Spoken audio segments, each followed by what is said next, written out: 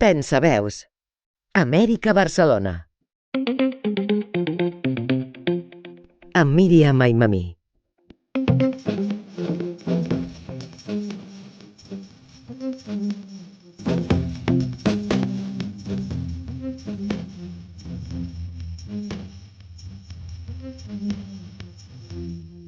L'educació ambiental s'ha convertit en una eina fonamental per comprendre els desafiaments que afronta el nostre planeta i per construir una relació més responsable amb l'entorn. Tanmateix, portar aquests coneixements a les aules, a les comunitats i a les diferents espais d'aprenentatge requereix creativitat, sensibilitat i estratègies adaptades a cada realitat. Us convidem a acompanyar-nos en aquesta reflexió sobre la importància d'educar per a la sostenibilitat i sobre el paper que tenen els materials didàctics en la construcció d'una cultura ambiental capaç de respondre als reptes del nostre temps. Benvinguts i benvingudes a Pensaveus Compartides. Gràcies per acompanyar-nos una vegada més de qualsevol racó des d'on ens escolteu i mireu. Avui compartirem un espai de reflexió i aprenentatge dedicat a l'educació ambiental. Ens acompanya l'estimat Leonardo Alvarado, amb qui explorarem aquest tema tan important que ens convida a repensar la nostra relació amb el món que habitem. Leonardo, un plaer retrobar-nos avui. Benvingut. Hola a todos y a todas, un placer estar con ustedes y poder compartir este espacio de reflexión. Gracias por seguirnos a través de las diversas plataformas de Rap Radio. Hoy los invitamos a pensar juntos en cómo trabajar en pro de la educación ambiental, para conectar el conocimiento con la acción, la conciencia y el compromiso. I qui són les nostres convidades d'avui? Este viernes están con nosotros la bióloga Erika Marcé Santa y la economista Marcela García Aguilar. Anem ja amb les nostres convidades, si us plau. Erika Marcé es bióloga por la Facultad de Ciencias de la UNAM y maestra en Educación Ambiental por la Universidad de Guadalajara. En el inicio de su carrera profesional participó en diversos proyectos de investigación sobre conservación y ecología de enfermedades a nivel nacional e internacional. Posteriormente se especializó en divulgación de la ciencia, campo en el que cuenta con más de 15 años de experiencia, participando en el desarrollo de museos y exposiciones de ciencia en diferentes estados del país. Fue directora de vinculación y divulgación sobre el cambio climático en el Instituto Nacional de Ecología y Cambio Climático, coordinadora del Diplomado de Educación Ambiental para una Salud en la ENES Mérida, y actualmente es coordinadora y docente del Diplomado en Ecosalud de la ENES Mérida, además de colaborar en temas de educación ambiental con el Laboratorio Mixto Internacional de la Facultad de Medicina Veterinaria y Zootecnia de la UNAM y el Instituto Francés de Investigación para el Desarrollo. Sus líneas de trabajo son comunicación, divulgación y educación sobre el cambio climático y enfermedades emergentes. Marcela Aguilar es licenciada en Economía por la UAM, maestra en Ciencias Políticas por la Facultad de Ciencias Políticas y Sociales de la UNAM. Cuenta con un diplomado en Economía Ambiental por el posgrado de Economía de la UNAM y un diplomado en Educación Ambiental por el CIDES. Es profesora de asignatura en la UNAM, en la Facultad de Economía, la Facultad de Ciencias y la ENES Mérida, donde ha impartido asignaturas como Metodología de la Investigación, Patrimonio Biocultural, Desarrollo y Sustentabilidad y Análisis de recursos costeros y marinos desde la ecología política. Ha sido líder del proyecto de educación ambiental en la Reserva de Cuxtal en Mérida, Yucatán, con el proyecto Escuelas en Acción por la Sustentabilidad. Asimismo, ha sido responsable del área de vinculación y difusión de la UMNI CISAL UNAM en CISAL. Fue coorganizadora del concurso internacional de dibujo Conservando los manglares en mi comunidad, en colaboración con el Cinvestav Mérida y el Mangrove Action Project, y ha coordinado proyectos de servicio social en educación ambiental en zonas costeras y rurales de Yucatán desde la ENES Mérida. L'entrevista. Pensaveus compartides. Rap Radio. Muchas gracias, Erika y Marcela, por aceptar nuestra invitación. Bienvenidas a Rap Radio México. Muchísimas gracias, Miriam, por invitarnos. Estamos muy contentas de estar aquí el día de hoy con ustedes. En los últimos años, pues, escuchamos cada vez más sobre cuestiones de sostenibilidad, de cambio climático, de protección de los recursos naturales. Sin embargo, me parece muy importante dejar claro a toda la audiencia que cuando se habla de educación ambiental, ¿a qué se refiere exactamente? Bueno, pues la educación ambiental nos estamos refiriendo sobre todo, la vamos a tomar desde esta visión crítica de la educación, donde es este proceso a través, pues tanto los individuos como las colectividades tienen la capacidad de observar su entorno y de poder cuestionarlo y en dado caso poder transformarlo. Entonces, a través de esto vamos a poder ver, o sea, es esta capacidad transformadora de la educación. No nada más es una alfabetización de temas ambientales, no es, o climáticos o cuestiones así, sino más bien es una educación enfocada a la acción, a la transformación, a poder cambiar las situaciones que nos sumergen en una crisis ambiental en la que ahora estamos, ¿no? Entonces, a través de esta educación podemos, pues obviamente, modificar también, pues tanto actitudes y prácticas, podemos crear valores ambientales. Lo que se busca es generar también una ciudadanía ambiental, ¿no? Donde obviamente no sean nada más acciones porque te dicen que tienes que hacerlas, sino que porque en realidad los ciudadanos y las ciudadanas somos conscientes de que podemos hacer las cosas de una forma diferente. Y la verdad es que yo creo que es toda una experiencia, ¿no? Y es súper ambiciosa la educación ambiental porque imagínate, se trata de pensar o que podamos a través del arte o ciertas estrategias que nosotros manejamos, ¿no?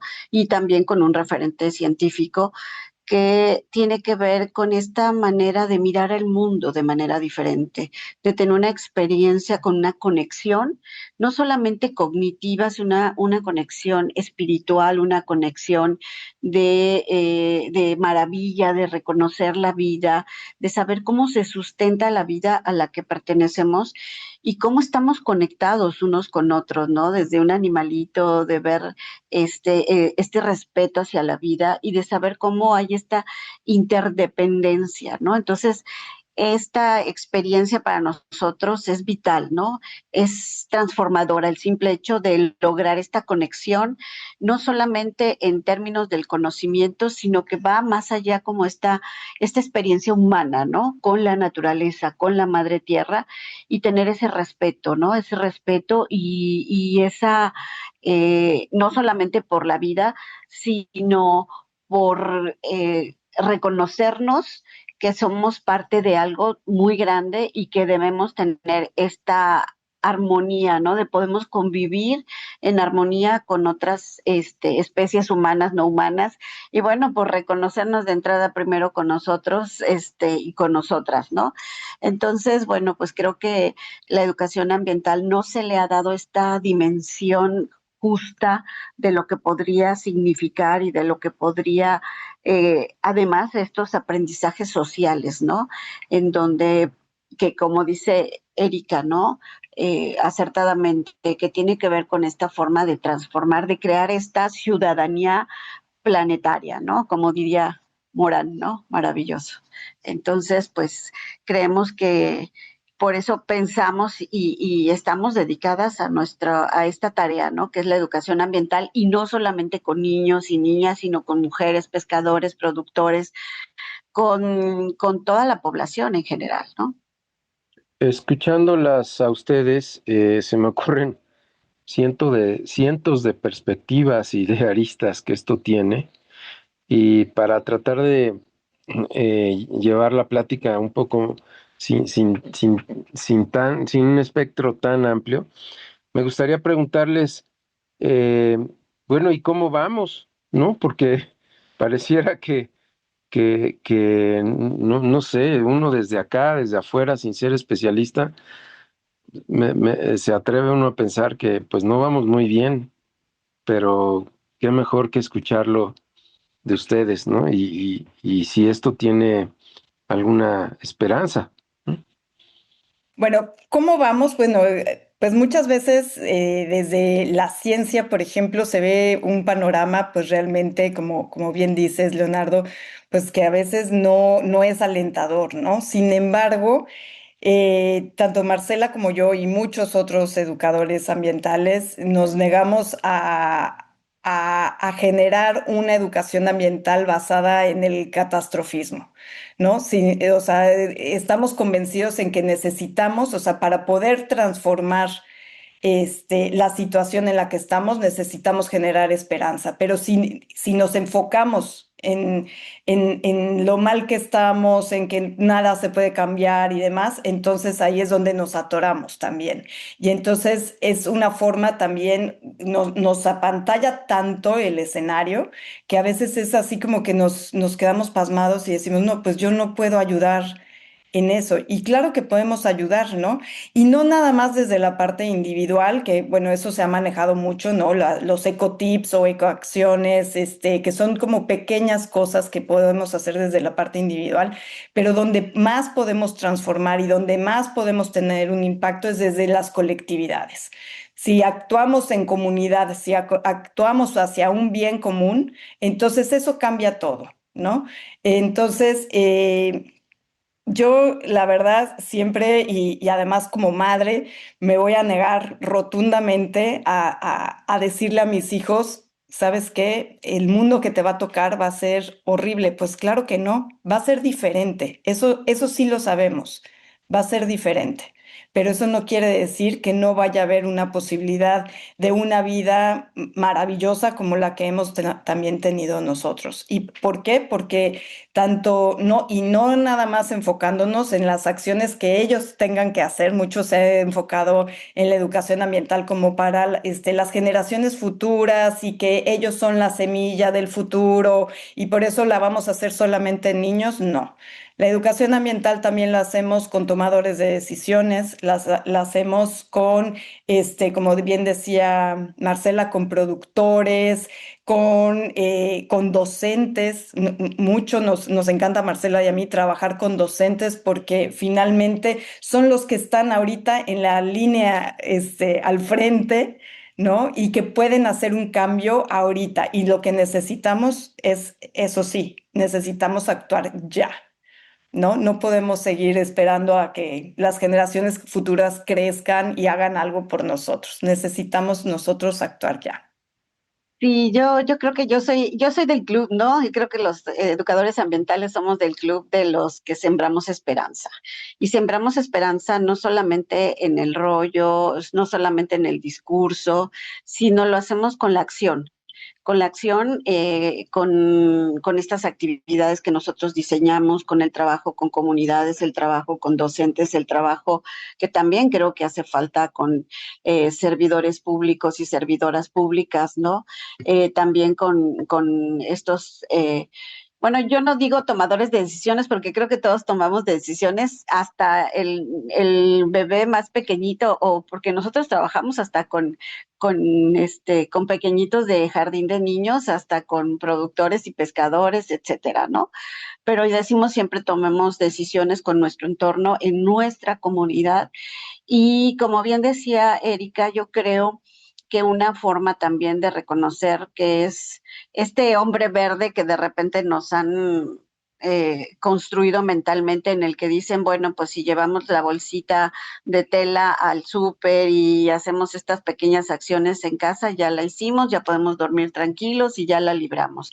Y pues la verdad es que la magnitud de la problemática no está para eso. Sí ayuda, no podemos decir que no ayuda, pero lo que más ayuda son ir a las causas, ir a al fondo del problema, ¿no? Y el fondo del problema tiene que ver y se puede combatir en la medida de estas colectividades, ¿no? De estas colectividades informadas y estas colectividades que entiendan la situación, y que, bueno, pues tenemos que no quedarnos ensimismados, no quedarnos preocupados, sino más bien ocuparnos y decir qué sí podemos hacer y todas las acciones que podemos hacer. Nosotros damos también, pues tratamos, ¿no? De crear estas nuevas realidades a los chicos y a las chicas de comunidades donde la situación es complicada también en términos económicos, pues no sé, generar, motivar nuevas actividades, motivar estas también aprendizajes, ¿no? Entonces yo creo que de lo que se trata es motivar a decir que el mundo puede ser distinto si nosotros lo hacemos distinto. Y bueno, pues en eso trabajamos, en eso estamos enfocadas, ¿no? Y bueno, también la educación ambiental como esa acción también tiene que ver con incidencia política, ¿no? Entonces, pues nosotros las acciones que estamos organizando desde talleres, desde con mujeres, talleres en escuelas, también estamos, bueno, bueno, yo tengo una campaña de protegiendo en comunidad, de protegiendo a la fauna silvestre, ¿no? Entonces, donde estamos haciendo señaléticas y estamos invitando de una manera muy asertiva a las autoridades de las señaléticas para el cuidado de las especies, para hacer armoniosa nuestra comunidad en Mérida, ¿no? Tenemos un año con esta campaña, estamos creando, por ejemplo, bibliotecas comunitarias que tengan que ver estos espacios comunitarios para tener estas opciones en los jóvenes y crear estos círculos virtuosos, ¿sí? Estos círculos virtuosos que empiecen a generar una nueva convivencia, a generar esta mirada con el otro, con la otra, de una forma de convivir con respeto, con armonía. Y bueno, pues estamos intentándolo desde nuestro pequeño espacio en donde estamos y bueno, pues pues diseñando material también para pues hacer estos contenidos, unos contenidos quizá más accesibles, contenidos que puedan los niños, las niñas, las personas también tocar, ver. Tenemos demasiadas pantallas, no las satanizamos, pero porque es un buen instrumento, pero también hacemos experiencias que tengan que ver con que los niños y las niñas o las personas reflexionen, observen, ¿no? Y que su mirada hacia la naturaleza sea una mirada distinta, ¿no? Que recordemos la mirada de nuestros abuelos, nuestras abuelas, recordemos hasta de o cómo nos divertíamos haciendo, no sé, pastelitos de, ¿quién no hizo sus pastelitos de lodo? Yo espero que todavía hagan pastelitos de lodo, ¿no? Entonces, bueno, yo creo que es esta comunicación, esta comunión entre todos nosotros para poder construir esta nueva sociedad que el planeta se merece, ¿no? Porque nos da mucho y tenemos que también, en términos de esta reciprocidad, ¿no? Nos da y le tenemos que dar también. Entonces, creo que ese es el mensaje que nosotros tratamos de compartir, de compartirlo, ¿no? Entonces, pues tenemos muchas acciones, hacemos bastantes cosas, salimos a comunidad y pues también Erika tiene un montón, tiene unos cómics bien padres, o sea que como que abarcamos varias áreas, ¿no? Justo con esa intención, ¿no? Ustedes hacen alusión constantemente a a la palabra comunidad y yo creo que esta es una palabra clave, ¿no? Crear, generar sentido de comunidad. Y en este sentido, precisamente, y en esta búsqueda de formas más sostenibles para habitar el mundo, ¿qué hay sobre, digamos, los saberes tradicionales que guardan las comunidades en todo el país? En este caso, bueno, estamos en Yucatán, las comunidades mayas, ¿no? Las comunidades de mayablantes, sobre la relación entre las personas y el entorno natural. Bueno, la verdad es que la educación ambiental no se entiende sin este diálogo de saberes. En la educación ambiental no puede ser una educación como, bueno, tristemente sí se ha difundido mucho ese tipo de educación ambiental, que hemos pues importado esos modelos de otros países, con otros conocimientos, con otros contextos, con otros, incluso con otros ambientes, ¿no? Donde pues nada que ver con los nuestros. Entonces, la educación y en general en Latinoamérica, hay un movimiento fuerte sobre todo en países como el nuestro, en Colombia, en Brasil, donde la incorporación de los saberes tradicionales es básico. Y no solamente es básico nada más porque son saberes completamente válidos, sino también por esta relación que se tiene con la otredad, ¿no? O sea, con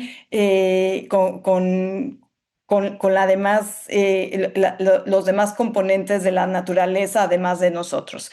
En muchas de las cosmovisiones de los pueblos originarios en Latinoamérica no existe esta división del sujeto y del objeto como desde la visión occidental. Entonces, en realidad o sea, no hay esta dualidad, sino que están todos incluidos, ¿no? Entonces, ese cambio, y eso es algo que la educación ambiental promueve, esta visión sistémica, sin esta división entre nosotros y la naturaleza como si fuera otra cosa y nosotros estuviéramos en un plano superior. Entonces, eso lo reconoce completamente la educación ambiental y lo integra. Ese es uno de los principales valores. Entonces, también cuando nosotros trabajamos con comunidades, no podemos llegar a imponer un saber, a imponer un conocimiento, sino que más bien es a establecer un diálogo de esos saberes, tanto de los suyos como de los nuestros, para la construcción en conjunto de algo nuevo, ¿no? Entonces, de esa forma normalmente es que pues tratamos de trabajar, trabajamos mucho a través de la escucha, no de la imposición, ¿no? Entonces, pues aquí en Yucatán, Marcela, bueno, tiene mucho más experiencia porque tiene más años que yo viviendo aquí en Yucatán, trabajando, por ejemplo, también con comunidades. Entonces, Marcela, no sé si quisieras complementar de cómo es el trabajo que haces tú acá.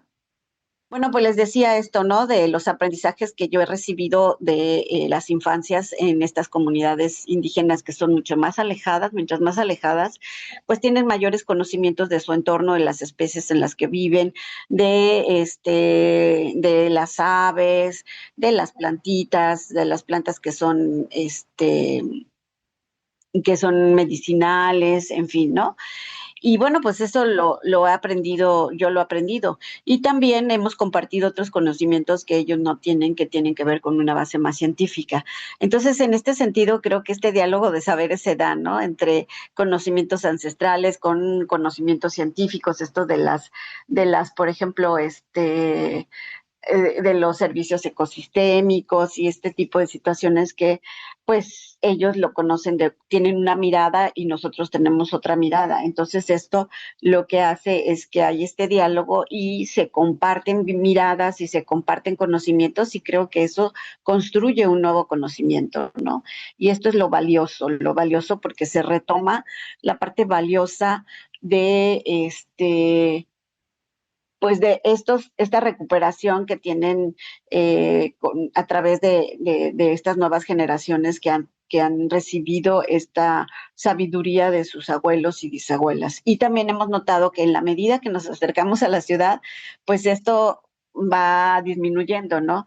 Los niños y las niñas ya no saben, incluso ni las maestras, ¿no? Yo cuando hablo de alguna especie local, muy de acá, yo tengo 20 y tantos años, 27 años viviendo en Yucatán, y la verdad sí me sorprende que, por ejemplo, maestras que dan clases en escuelas rurales, pues desconozcan plantitas o nombres de plantas o nombres de aves que son muy, muy comunes, ¿no? Y bueno, pues también eso nos hemos dado cuenta, Erika y yo, que la formación en las normales también hace falta mucho este tipo de formación en las escuelas y entonces podemos entendernos, ¿no?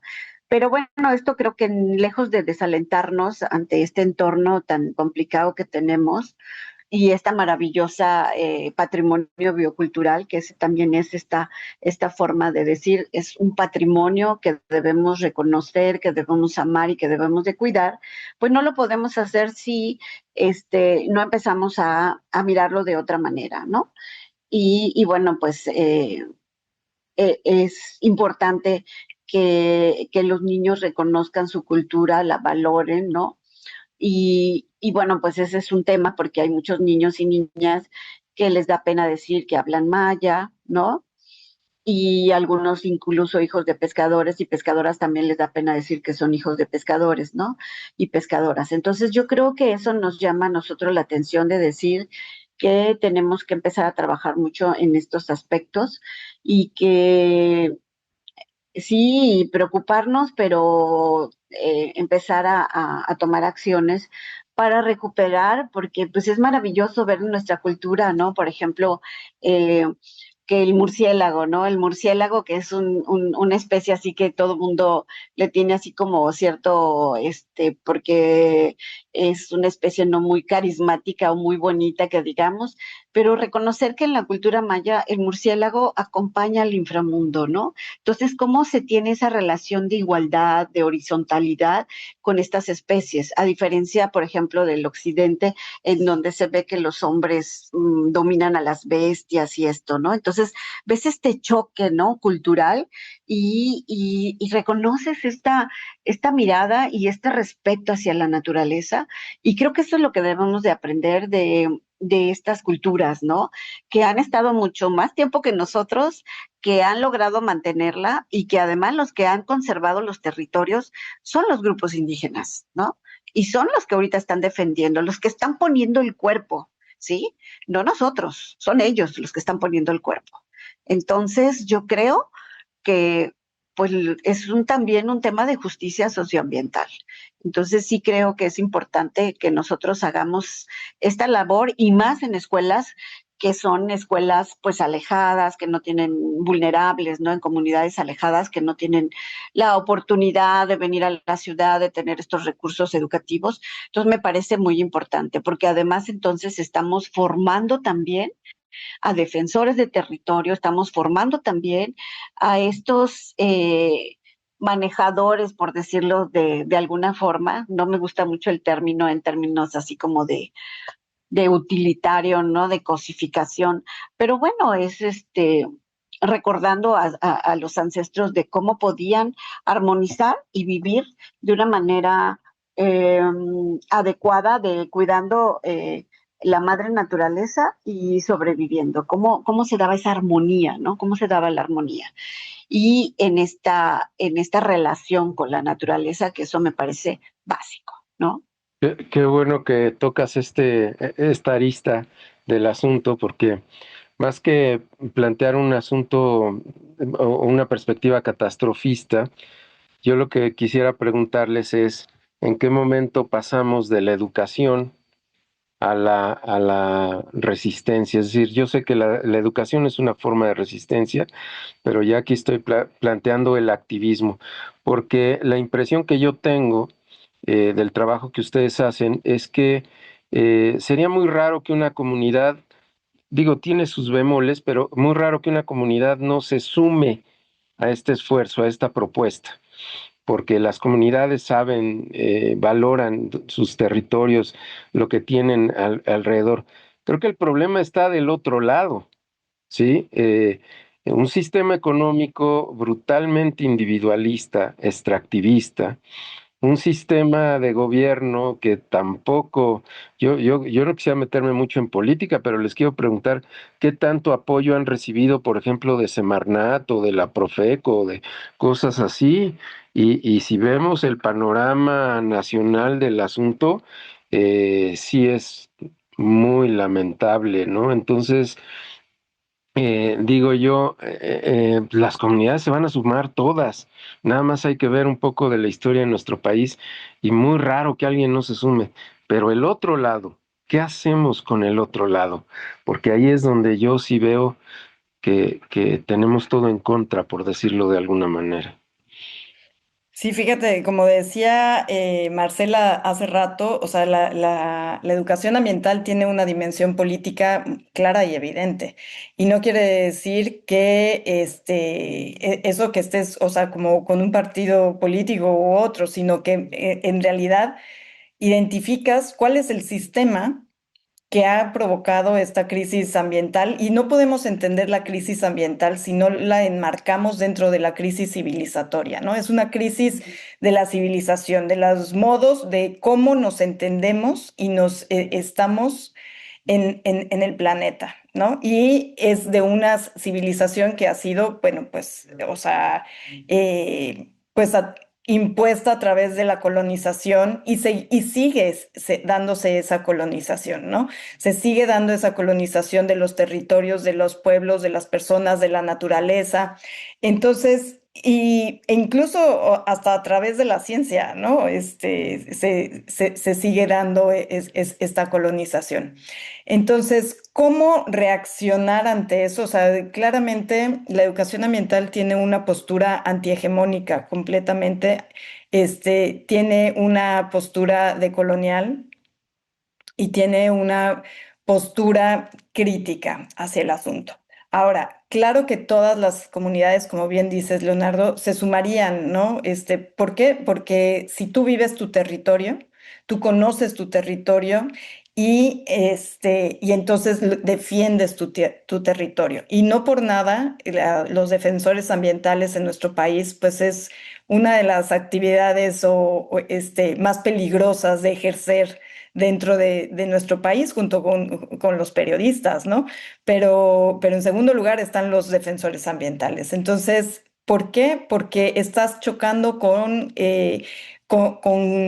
pues, esferas del poder que en realidad pues tocan muchos intereses y tocan muchos intereses pues políticos, económicos, nacionales, internacionales, donde es complicado ir en contra de esos intereses porque tienen demasiado poder.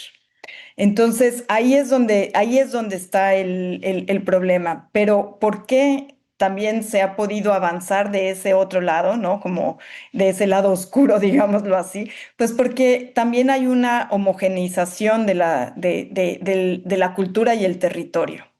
Si tú te fijas, también hay pues a través de la modernidad, ¿no? De lo que llamamos las sociedades modernas, pues es lo que se ha ido haciendo, se ha ido erosionando, pues muchas culturas, muchas otras formas de entender el mundo e imponiendo una nueva. Entonces, cuando tú vas quitando eso y vas también, pues, eliminando esta relación íntima con la tierra y con el territorio, pues entonces la defensa no es tan evidente como podríamos pensar que podría ser. ¿No? Entonces, lo que observamos en muchas comunidades es que hay parte de la comunidad, o sea, hay comunidades divididas, ¿no? Por ejemplo, se instala una minera y hay parte de la población que está a favor de la minera porque eso es un ingreso económico y en poblaciones que además económicamente están muy vulnerables, entonces, pues eso es una oportunidad y defienden la minera. Y hay otros que saben las afectaciones que tiene toda esa minera y entonces van en contra de la minera. Pero como ya la población está dividida, es muy complicado. O sea, la verdad, uno pensaría de que sí, todo el mundo le entraría, pero no es cierto. No es cierto porque, pues, desafortunadamente vivimos en un sistema económico muy voraz que en realidad ahí es donde está la cuestión, ¿no? Yo recuerdo una vez en un seminario con Víctor Toledo, él decía, pues, o sea,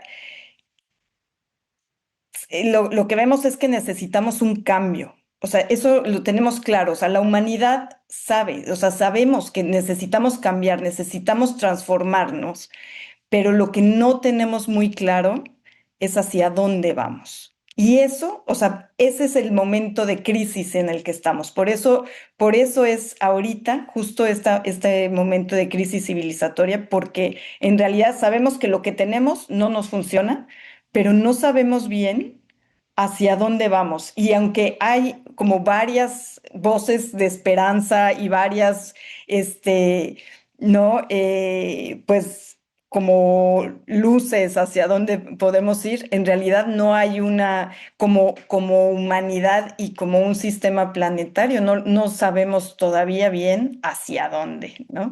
Entonces es una pregunta muy difícil la que haces, Leonardo, porque creo que no tiene una respuesta todavía, ¿no? Y yo creo que tiene muchas respuestas porque el planeta es muy diverso como es la naturaleza, ¿no? Y bueno, de lo que se trata es que exista y siga existiendo esa diversidad y que no nos unifiquemos como si fuéramos, o sea, esta cultura McDonald's, ¿no? En donde haya grandes, imagínate, un planeta en donde el consumo en todo el mundo sea como el consumo de Estados Unidos, pues, o sea, necesitaríamos 4 planetas, ¿no? Entonces, yo creo que sí sabemos un poquito por dónde, pero la verdad es que desestructurar y reacomodar, por ejemplo, los mercados, etcétera, pues eso es lo que da miedo, ¿no? Eso es lo que da miedo, bueno, para nosotros a lo mejor, pero para otras personas, pues obviamente eso es pérdida de privilegios y es pérdida de riqueza y pues no están dispuestos, ¿no? Entonces es preferible a lo mejor que es pérdida de comunidades, pérdida de vidas incluso, ¿no? Entonces yo creo que en esta parte de la individualidad que dices tú y que es esta, yo siempre le llamo la macultura, ¿no? En donde este mercado voraz incluso nos roba hasta los sueños, ¿no? Hasta qué podemos esperar o qué queremos, ¿no? Entonces, tenemos sueños individuales también, ¿no? Sueños de tener una casa, que es válido, tener un auto, es válido, pero no tenemos sueños de ser una sociedad más responsable, una sociedad más tolerante, una sociedad distinta, ¿no? Una distinta a una que vive en armonía con las aves, con todas las especies, con las plantas, en fin, ¿no? Y no reconocemos esos valores también, ¿no? El valor de la vida del otro, ¿no? Pareciera que solo nosotros tenemos el derecho a tener aire limpio, a tener agua, etcétera, ¿no? Entonces creo que tenemos que trabajar mucho en ese sentido, en esta relación con la naturaleza y quizá también en construir esta nueva sociedad, que es lo que estamos haciendo al final del día, creo que con la educación ambiental, que seamos muchos más y que entonces también tomemos muchas más y mejores decisiones y sobre todo no imponerle a nadie cómo carambas vivir y cómo carambas morir, ¿no? Entonces yo creo que eso es importante, ¿no? De no imponer y de permitir que existan otras culturas con respeto y bueno, pues el que nadie ponga en peligro a nadie, ¿no? En este sentido y menos creo que tenemos clarísimo varias cosas que sí me parece que están ahí claras y que son los límites planetarios. Esos ahí están y no se van a mover. Entonces, los que nos tenemos que ajustar a esos límites planetarios somos nosotros. Entonces, ahí está la ecuación que ahora es al revés, ¿sí? Entonces, eso es lo que tenemos que hacer, adecuarnos a estos límites planetarios y eso es lo que han hecho las comunidades indígenas y las comunidades ancestrales. Han guardado ese respeto, han guardado, y algunas han tenido también por ahí hay hipótesis y teorías, ¿no? De que han tenido que abandonar algunas ciudades poco a poco por problemas de contaminación del agua, etcétera, ¿no? Porque, bueno, las pirámides necesitaron mucha madera, mucha piedra, muchas cosas, muchos recursos naturales, ¿no? Entonces, bueno, yo creo que eh, tenemos que tomar de muchas partes, ¿no? Estos conocimientos que nosotros, con toda y nuestra ciencia, no podemos todavía resolverlo y que tenemos que ser humildes y mirar hacia atrás y mirar hacia adelante y mirar hacia todos lados para decir, no puedo y necesito otras miradas y necesito otros conocimientos con experiencia, otros conocimientos que tengan que ver con esta sabiduría, ¿no? De reconocer la naturaleza, los ciclos. Bueno, es una maravilla, ¿no? El de repente este, pues conocer todos estos ciclos, a lo mejor del maíz, a lo mejor de otras especies y decir, bueno, pues es que realmente es maravilloso la vida, ¿no? O yo les digo a veces a los niños, y de verdad, y no lo digo porque no lo sienta, sino lo pienso, me como un mango y digo, wow, o sea, digo, qué maravillosa es la madre naturaleza, qué delicia, ¿no? Y lo único que tuve que hacer es levantar mi mano y recogerlo y ya. Y les digo, bueno, ¿y nosotros qué le damos a la madre naturaleza? ¿Qué le retribuimos, ¿no? De todo lo que nos da, de todo lo maravilloso que disfrutamos. Entonces, pues yo creo que también es este sentido de pertenencia, este sentido de agradecimiento y este sentido del cuidado, ¿no? Del cuidado. Entonces, pues eso es lo que nosotros tratamos de transmitir y si no lo sentimos, no lo podemos hacer. Y como lo sentimos, sí lo hacemos. Entonces, pues amamos lo que nos gusta, lo que hacemos, nos gusta lo que hacemos y pensamos que es una posibilidad y es viable poder hacer esta formación de estos nuevos ciudadanos planetarios y planetarias. Esperemos que así sea. Para cerrar la entrevista, se me ocurre, no sé, preguntarles si tuvieran que resumir en una sola frase por qué la educación ambiental es esencial para el futuro, ¿cuál sería? Erika, Mm, Pues porque genera y construye mundos posibles. yo esperanza, sin dudarlo. Pues después de escucharlas, queda claro que la educación ambiental no puede limitarse a solamente a una cuestión, no sé, de transmitir datos, sino que debe de contribuir a construir una auténtica cultura climática que sea capaz de integrar el conocimiento con la reflexión crítica y sobre todo, como ya lo han dicho ustedes, con una acción responsable, porque creo que desde esa cultura climática compartida, pues era posible transformar lo que también han repetido, la relación con el planeta, enfrentar el cambio climático también importante de manera colectiva. Muchísimas gracias, Erika y Marcela, Marcela y Erika, por acompañarnos en este programa y compartir con tanta claridad y profundidad sus reflexiones sobre la educación ambiental, los desafíos del cambio climático. Yo creo que su aporte es fundamental y nos ayuda a comprender mejor la importancia de construir una cultura climática sólida, una ciudadanía planetaria, palabras de ustedes, así como la necesidad de formar sociedades capaces de pensar críticamente y de actuar con responsabilidad frente a la crisis ambiental. Muchísimas gracias a las dos. Un gusto, Muchísimas gracias a ustedes. un gusto. Muchas gracias por invitarnos. Gracias. Leonardo, moltes gràcies per la teva disposició, la teva implicació i per ajudar-nos a construir cada divendres aquest espai. Gràcies a tots i totes i per acompanyar-nos en aquest programa de conversa i reflexió. Ens acomiadem per avui amb el desig de tornar-nos a trobar el proper divendres amb pensaveus compartides. Fins la propera, amb noves veus, noves idees i el mateix compromís de sempre.